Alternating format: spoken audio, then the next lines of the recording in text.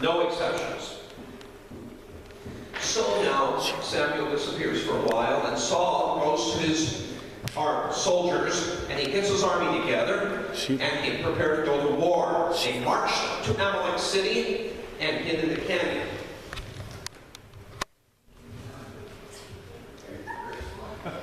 Now Saul got word to the Kenites. Saul's talking to the Kenites. And Saul says, get out here while you can. Evacuate the city right now. Or you get lumped in with the Amalekites. I'm warning you because you showed real kindness to the Israelites when they came out of Egypt. So they did. The Kenites are scared. Okay? The Kenites are scared, so they go and hide in the canyon. And they're gone. Okay? And that's the end of the Kenites. So Kenites, you can sit down now. Okay? Then Saul went after Amalek from the canyon all the way to the Egyptian border, and he captured King Agag. King Agag was, he captured King Agag, and everyone else was killed, and he made an exception for Agag and the choice sheep and cattle. So put that thing on you. Okay, let's see. This is a very choice sheep. What do sheep say? So he captures Charlotte. If you can sit back so you're not blocking the view. Talk from the side, not from the front. Okay. So he says, but they're all the other sheep, not the good ones, but the other ones that nobody wanted anyway, they destroyed. Then God spoke to Samuel, and God says to Samuel, I'm sorry that I ever made Saul king. He's turned his back on me. He refuses to do what I tell him. Samuel was angry when he heard this. Samuel was very angry. Okay, and he prayed his anger and disappointment all through the night. He got early in the morning to confront Saul, it was told. Saul's gone. He went to Carmel to set up a victory monument in his own honor. So Saul's very proud.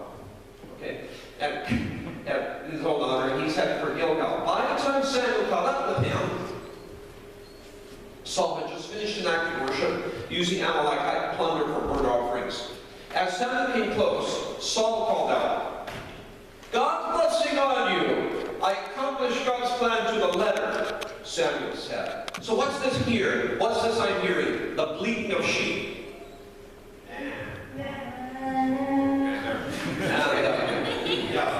Give a little bit more. You are very choice sheep.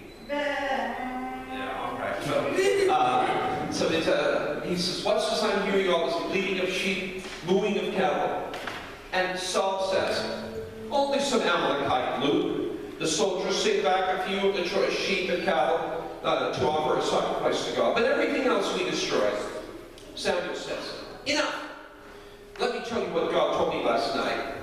And Saul says, go ahead, tell me. Samuel says, when you started out in this, you were nothing, and you knew it. Then God put you at the head, made you king. Then God sent you off to do a job for him, ordering you, go and put those sinners, Amalekites, under holy ban. Go to war against them, totally wipe them out. Why did you not obey God? Why did you grab all this loot? Why, with God's eyes on you all the time, have you brazenly carried out this evil? Saul defends himself.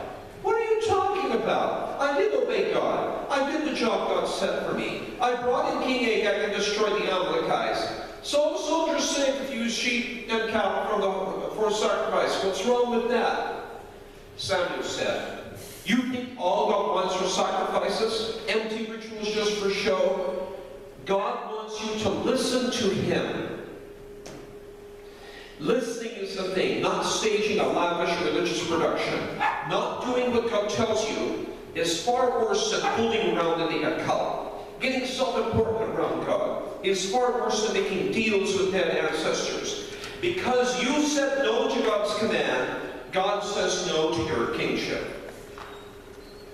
Now, when I was a kid, my parents used this scripture when I would be disobedient, okay? And they would say, rebellion is a sin of witchcraft. And I thought, look, I just disobeyed. I'm not a political rebel or something like that. I thought that was, witchcraft is much worse than this, okay? But he says, okay, you see how the story goes here, but he says it's not listening to God. It's worse than fooling around in the account. Getting self-important around God is far worse than making deals with dead ancestors. Because you said no to God's command, he says no to kingship. So then Saul confesses. Now, what happens then? First of all, King Saul has to kill the sheep. Okay.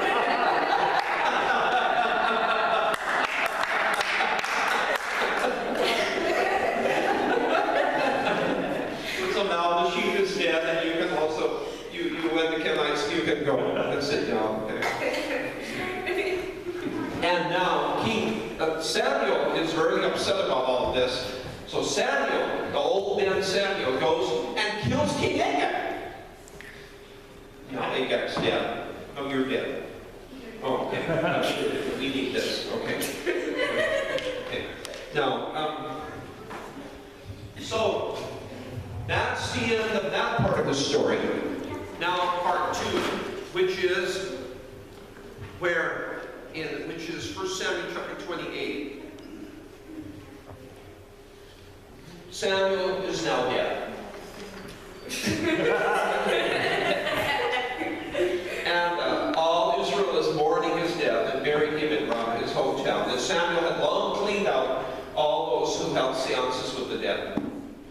The Philistines, much of their troops encamped that should have Saul has assembled his army now, and he gets his army together, and he's ready to cut. Saul prayed, but God didn't answer, neither by dream or by prophet. And Saul ordered his officials.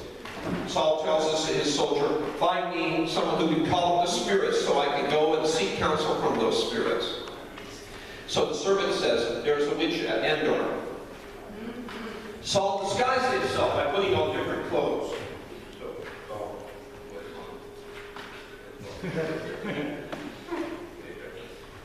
Now, Saul disguised himself,